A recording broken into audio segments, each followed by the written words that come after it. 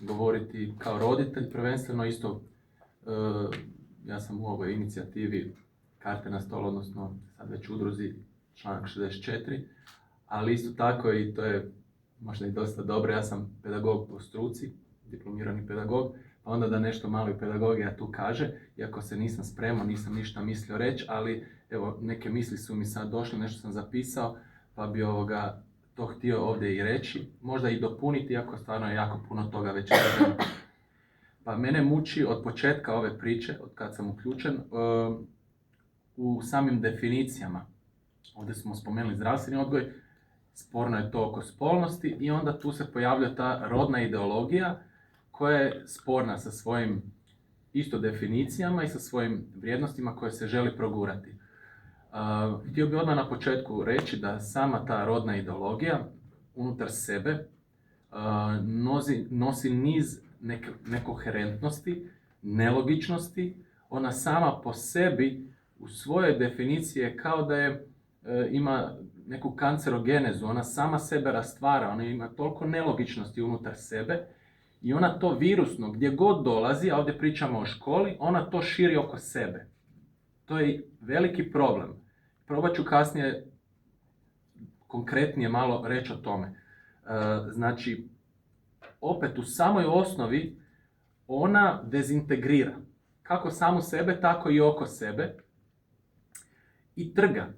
Kako to možemo vidjeti? Pa vidjeli smo, došla je nekakva ideja gdje rod ćemo trgnuti od spola. Znači, nemamo utjelovljenje, nego to ćemo mi rastrgnuti. Tu ću naglasiti da bi svi mi, iako svi znamo, ali treba radi rasprave reći, ko su ti bili utemeljitelji koji su uopće to osnovali, ko su ti bili znanstveni začetnici i da bi ovdje pričali, a spomenut ćemo tu znanstvenost, tu smo već rekli da to nije znanstvenost, mislim da bi se za jednu dobru raspravu trebalo govoriti o toj metodologiji. Kako je to nastalo, od kuda, zašto, kako i tako dalje. Nemamo vremena, nećemo, ali samo da podcrtamo tu i da uđe u zapisnik. Metodologija, kako je to sve nastalo. Upitno, iznimno upitno. Jer, ovo što smo rekli, ona trga, odvaja, kao što smo rekli, rod, spol, ali i u ovom dijelu, sad ću se prebaciti na pedagogiju, samo u osnovi, mene zanimaju definicije. Načela kurikuluma, znači, kad neko ide, i sama metodologija izrade kurikuluma, načela, moramo se voditi načelima. Ima ih pozamašan broj, možda oko 15-ak, ali tu se možemo držati onda, ajmo krenuti sa demokratičnosti. To je kolegica Mandić, mislim, u početku govorila, procedura, demokratičnost. Kako mi idemo stvarati? Po pravilu struke, imamo tu u Zagrebu to povjerenstvo koje je zatvoreno, znači gdje su samo lijevo-liberalne opcije, dominantno, oni su stvorili svoje povjerenstvo i ne daju nikome da sudjeluju u tome. Znači, po pravilu struke, kad se ide nešto raditi, po ovome načelu demokratičnosti, svi dionici društva moraju biti zastupljeni. Ovdje to nije slučaj. Dobro, mi smo pisali mail, da li bi mi možda mogli sudjelovati? Ne prihvaća se, to ne prihvaćaju nikakve inicijative da se uključe. Dobro. Imamo druga načela. Cjelovitost. Znači, znamo da u osnovi, kad idemo mi definirati u našoj definiciji odgoja i obrazovanja, uvijek idemo prema tome da se razvija kod djece kognitivni, emocionalni, moralni, socijalni i duhovni aspekt. Znači, moramo cjelovito. Oni sad tu izuzimaju, trgaju van jedan moralni aspekt, jedan duhovni aspekt. Znači, to je dio njihovih definicija koje zapravo su redukcionističke. Tu smo govorili o spolnosti i spolnost se shvaća, znači mi ćemo jedan veliki dio tih vrijednosti, morala, govorili smo o ljubavi i tako dalje. Ne, mi to dolazimo do tehnicističkog samo redukcionističkog oblika poimanja spolnosti. Veliki problem. Znači, opet krši se određeno načelo stvaranja kurikuluma. Koherentnost i konzistentnost. Pa upravo to, sad smo tu nekoliko puta čuli neznanstveno. Meni to treba još jače podcrtati. Neznanstveno. Unutar sebe nelogično. Znači imamo nekakav pojam, neku ideologiju koja sa sobom nosi neznanstvenost, nelogičnost, nekoherentnost. I sad mi to kroz ovakav ili onakav oblik stavljamo u školu. Nekoherentnost. Pa s čime? Pa s biologijom. Jer oni toliko idu duboko, oni imaju svoje definicije, imaju svoje cijele. Rekli smo tu, definicija spolnosti svoje, definicija obitelji imaju svoje. Znači oni se spuštaju na osnovu. Znači ako pričamo o osnovama svega, o definicijama, i oni hoće redefinirati određene stvari, između ostalog vrijednosti koje vrijede već godinama, koje je usvojeno u našem društvu i u našem obrazovanju, ne, oni to mijenjaju. Ako to dolazimo, ako na toj osnovi, ako mi to uvodimo, onda to nije koherentno sa biologijom. Onda smo u nekakvoj, evo sad, filozofske disjunkciji. Ili. Onda moramo neke stvari maknuti. Onda idemo maknuti dio biologije. I sad mi tu polemiziramo. Meni tu nema polemike. Meni su stvari tu dosta jasne. Ali dobro, dozvoljavam da u demokratičnom društvu raspravljamo o tome. Sad ću doći međupredmetna tema. Isto zalažem se za međupredmetnu temu. Mislim da je dobra i da bi takva trebala i biti. I samo napominjem, znači zdravlje je raspoređeno kroz SRZ određene teme koje mogu biti prevencija ovisnosti, sociologija, već se tu spomenulo da se određeni vjeronauk i tako dalje, ali zaboravljamo tjelesna i zdravstvena kultura. Znači imamo tjelesni. Ne, to je u osnovi bilo tjelesna i zdravstvena kultura.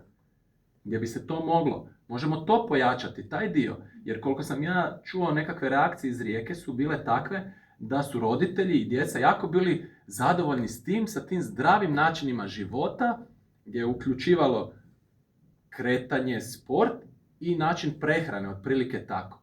I opet je sad nelogičnost, mi ćemo sada staviti predmet gdje ćemo djecu ajmo se sjesti svi skupa, i sad ćemo ući zdravstveno o tome kako se treba kretati. To je glupo. Znači, pojačajmo određeni dio tjelesne zdravstvene kulture. Kineziologa ima jako puno i još jedan problem je to ko će to predavati. Predavat će oni koji malo gube satnicu, pa bi onda mogao profesor likovnog predavati. Ako se on priuči na nekakvoj radionici, onda će on zdravstveni i to će on predavati. Opet glupo. Pa ako pričamo o osnovnim stvarima, zašto ne bi kineziolog, znači i manje sredstava imao? Ne trebamo trošiti na dodatnu edukaciju kad imamo kineziologa koji zna već osnovne tog kretanja, a između ostalog i tog nekog nutricionizma koji nam treba. A ne sad će neko priučen će o tome govoriti. A da ne govori, pričamo o tjelesnoj aktivnosti. A ova spolnost i to su duboke, ozbiljne teme. Ovo što sam rekao, znači te definicije su jako, jako problematične i ovdje bih samo htio naglasiti da mi pričamo o školi, o zdravstvenom odgoju, gdje ovo ulazi na, ajmo reći, mala vrata, iako je prisutno, složit ćemo se, ali moramo razmišljati o projekciji budućnosti i gledati vanjske primjere vanjskih praksi u drugim zemljama. Sama ta rodna ideologija nosi kaos na sve strane. Pričali smo o pravu. Kaos će nastati u pravu.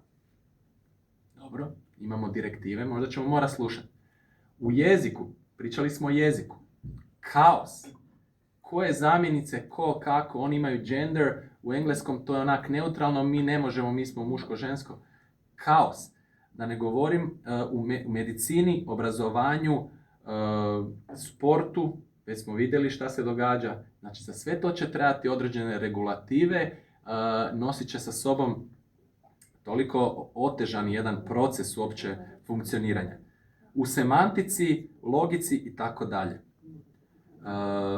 Imamo posljedično problem učitelja.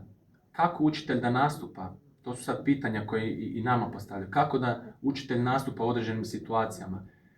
Znači, neko se pojavi sa disforijom, moraš mu se obraćati na ovaj i na onaj način. Moraš. Gdje će biti onaj pritisak? Koji će to biti pritisak? Koja je njihova sloboda da kažu na ovaj ili na onaj način? Ne. Biće pritisak. Ti moraš to na taj način se obraćati. Da ne govorimo primjer iz Kanade, curica je, djevojka je mačka, pa onda imamo ove toalete, ali njoj stavi pjesak da ona ima. Znači ulazimo u velike, ne kontradikcije, nego u kaos i u gluposti. I ono što bih htio na kraju, sad to je to, i tu se spomenulo, i vrlo bitno opet da uđe u zapisnik, da se podcrta. Došli smo u točku gdje evo sad roditelji bi trebali šta? Pa suglasnosti trebalo bi provjeriti, baš smo jučer pričali tamo sa roditeljima. Pa oni bi trebali provjeriti šta se dešava, ko im šalje šta, u startu uče kurikulum, pa onda kad vide nešto da nije kak treba, nek onda pošalju, žale se, otkažu, potpišu i tako dalje. Šta je posljedica toga svega? Mi smo došli u točku gdje 2025. odnosno sljedeće godine 26.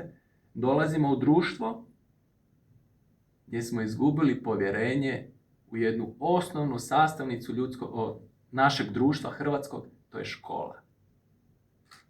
To je problem. Da jedan roditelj šalje, do sad smo svi imali, šaljemo u školu i tamo će ih nešto naučiti. Nije možda bajno, sjajno, ali će biti dobro i neće mu naštetiti. Kako ide primum non... Do not harm. Do not harm. Bar to je bilo. Sad smo došli u toga da početak školske godine ide, torba, pernica i daj mi sad kurikulum da ja sad to sve proučim, šta da mi se nešto ne podvuče. Mi imamo problem. Posljedično nastaće ne samo nepovjerenje školi, nego nepovjerenje sustavu i ulazimo u te određene kaose i onda su sad stalno nekakva bunjenja i tako dalje i tako dalje. Tu završavam. Hvala vam na pažnji.